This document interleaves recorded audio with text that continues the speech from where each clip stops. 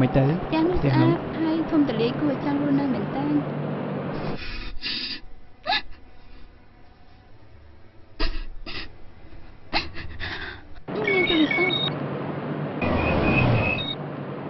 ហៅឡូលោកប្រធានលីដាចង់សម្លាប់ខ្លួនថ្មីទៅសូមលោកប្រធានបញ្ញាមកជាបន្ត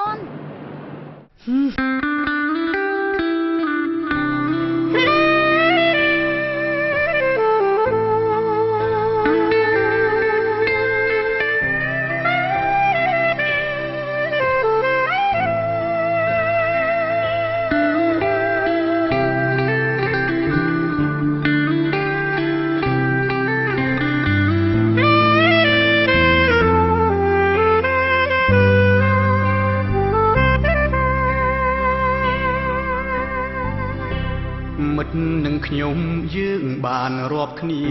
គ្រប់ពេលវេលាមិនដែលភ្លេចទេដូចជាបងប្អូនរួមផ្ទៃពុកម៉ែពេលដែលមានស្នេហ៍ឈួតលី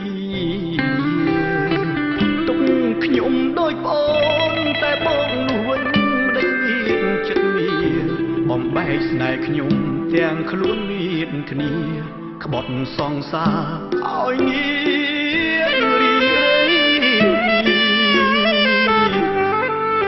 ចំណងប្អូនបងសងសារមិត្តចិត្តរស្យាប្រហាភក្តីស្ទើរមិនជឿសងយូរឆ្នាំខែថ្ងៃថាមិត្តអប្រ័យប្រឡ័យសងខាខ្ញុំឈឺប៉ុណ្ណឹងមិនដឹងថានាងនោះឈឺប៉ុណ្ណាពេលត្រង់សំណុំស្មើនឹងសងខាក្បត់នាងរៀបការនឹងសងសាខ្ញុំខ្លួនមានសង្សារទៅហើយតែឆក់ស្នេហ៍ខ្ញុំយ៉ាងដឹងថាស្នេហ៍ខ្ញុំចំពុំមុំទំហំស្នេហ៍ធំប៉ុនផ្ទៃសាចំណែកនារីទុកសោកខ្ញុំញីស្ទើរស្លាប់តែឈោពេលប្រស្លាប់បេះដូងស្មោះសរដូចមនុស្សថ្លង់កោ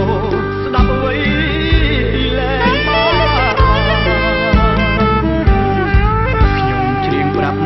ស្ដាប់ប្រុសស្រីនេះគឺរឿងថ្មីមិនកាល័យទេខកចិត្តនឹងមិនខកចិត្តនឹងស្នេហ៍មិនគួរជឿទីក្នុងពេលតែមួយស្ទើរទ្រាំមិនបានតែត្រង់កល្យានអូនទៅរួមពួយតើដឹងទេស្ងួនថាបងទុកព្រួយបេះដូងរលួយព្រោះស្នេ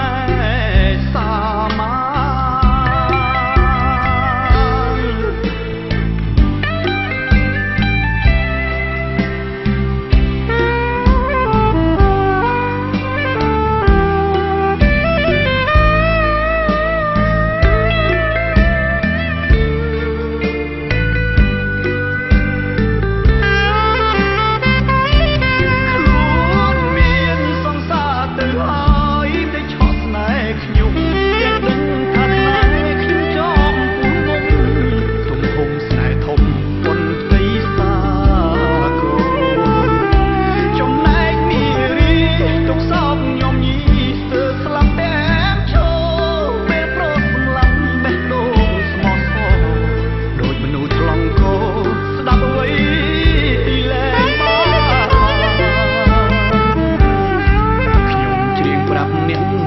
ប្រុសស្រីនេះគឺរឿងថ្មីមិនកាល័យទេខកចិត្តនឹងមិនខកចិត្តនឹងស្នេហ៍មិនគួរជឿទី